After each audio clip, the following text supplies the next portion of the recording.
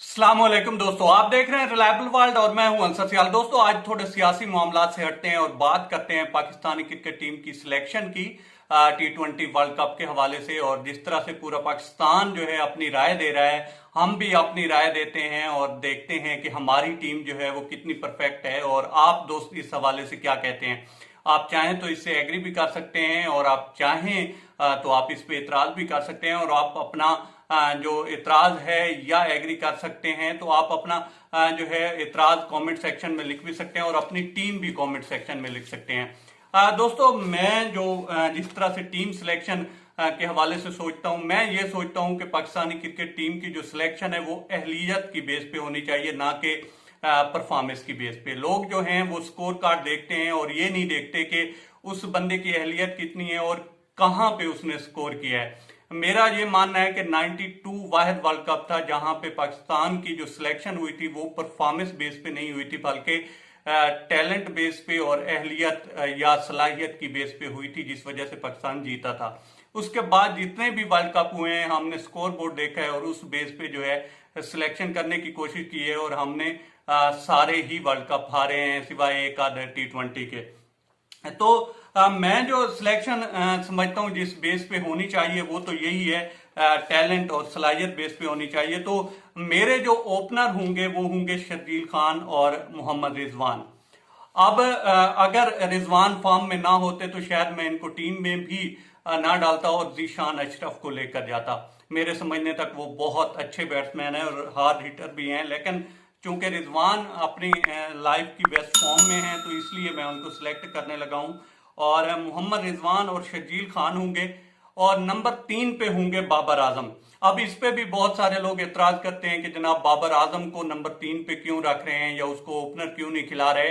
तो मेरा ये मानना है कि बाबर आजम जो है जिस स्ट्राइक रेट से बात करें, उनके स्ट्राइक रेट की, जिस स्ट्राइक रेट से वो बैटिंग करते हैं तो उनको नंबर 3 ही सूट करता है। क्योंकि मुझे जो मेरी सोच है 12 ओवरों में या 14 ओवरों में 100 स्कोर नहीं चाहिए बगैर किसी विकेट के नुकसान के। मुझे चाहिए 6 ओवरों में 60 स्कोर, और वो वही कर सकता है जिसका स्ट्राइक रेट जो है 200 के लगभग हो। इसके बाद जो है नंबर 4 पे मोहम्मद हफीज हैं। और मोहम्मद हफीज को दोस्तों मैं इसलिए रख रहा हूं क्योंकि उनका प्लस पॉइंट जो है वो बॉलिंग है। अदरवाइज मेरी जो 14 रुकनी या 11 रुकनी टीम है उसमें उसकी जगह नहीं बनती। इसके बाद नंबर 5 पे आते हैं फखर जमान या शुएब मकसूद। अब फखर जमान अगर फॉर्म में हूं तो उनको जो है नंबर 5 पे खिलाया जा सकता है, अदरवाइज फिर शुएब मकसूद का नंबर आता है।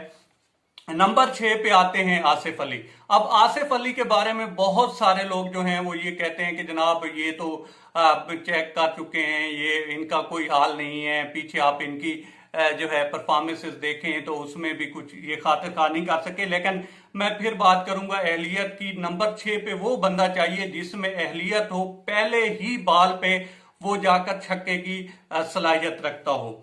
अब इसके साथ जो है शुएब मलिक का कहा जा रहा है, वो मैं आपको आगे जाकर बताता हूं कि शुएब मलिक क्यों नहीं मेरी चॉइस, वो मैं आपको आगे जाकर बताता हूं। नंबर 7 जो है मेरी सिलेक्शन में आते हैं शादाब खान। नंबर 8 पे फहीम अशरफ या आमिर यामीन। अब आमिर यामीन जो है वो चूंकि उनकी जो बॉलिंग है वो फहीम अशरफ से अच्छी नहीं है, इसलिए मैं फहीम अशरफ को रखने लगा हूं। अगर उनकी बॉलिंग इनके लगभग भी होती तो फिर मेरी चॉइस आमिर यामीन होते।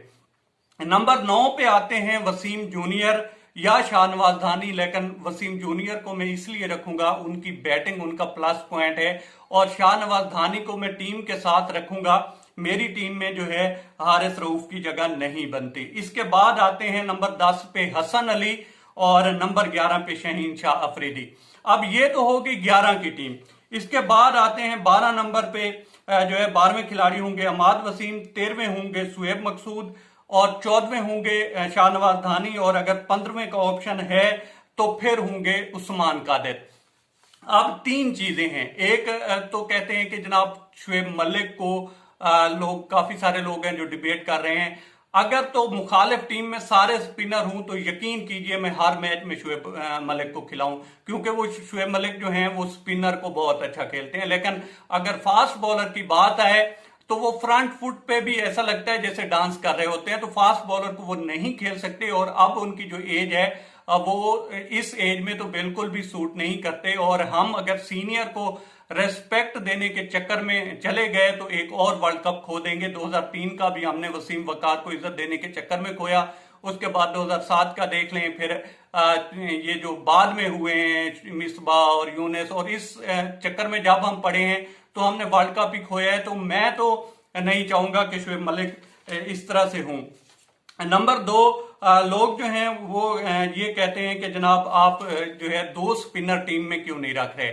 तो मैं ये समझता हूं कि भले ही ये विकेटें जो है स्पिनर को सपोर्ट करती हूं यूएई या शारजा की, लेकिन मुझे ये लगता है कि वहां की बाउंड्रीज जो हैं वो छोटी हैं, और जब स्पिनर को पड़ना शुरू होती हैं, लगना शुरू होती हैं, या जिसे पंजाबी में कुटापा कहते हैं, वो लगना शुरू होता है तो फिर रुकता नहीं है। इस हवाले से मैं ये सोचता हूं, या मेरी पर्सनली ये राय है कि शादाब खान होने चाहिए और उनके साथ हफीज जो है हाथ बटाएं, और अगर जरूरत पड़ती है तो साथ फखर जमान हूं तो कम चलाया जा सकता है, ना कि एक स्पेशली जो है आप स्पिनर डालें।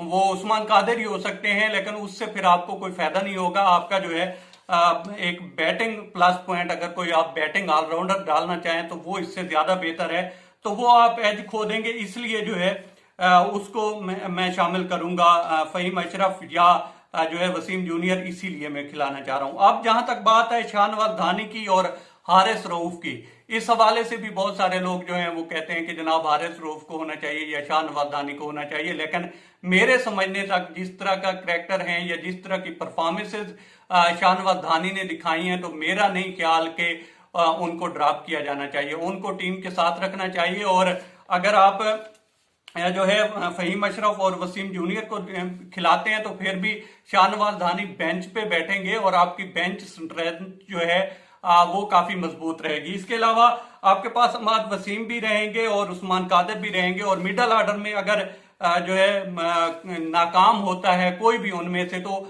आपके पास शुएब मकसूद होगा, आप उसको खिला सकते हैं। अब जहां तक बात है हैदर अली की और आजम खान की, तो मेरा नहीं ख्याल कि उनकी जगह बनती है इस टीम में, तो उनको तो मेरा नहीं ख्याल के सिलेक्ट करना चाहिए। अब यही टीम मेरे जो एक सोच है या मेरी टीम है दोस्तों, वो यही है, शर्जील खान, मोहम्मद रिजवान, बाबर आजम, मोहम्मद हफीज, फखर जमान, शादाब खान, फहीम अशरफ, वसीम जूनियर, हसन अली, शहीन शाह अफरीदी, अहमद वसीम, शुएब मकसूद, शाहनवाज धानी और उस्मान कादिर।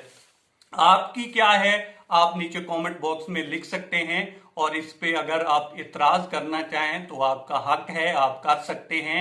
अब तक इतना ही। आप दोस्तों से रिक्वेस्ट है कि आप हमारे चैनल का विजिट करें, और अगर आपको हमारे चैनल का कंटेंट पसंद आए तो इसे सब्सक्राइब करें। तामुन के लिए शुक्रिया दोस्तों।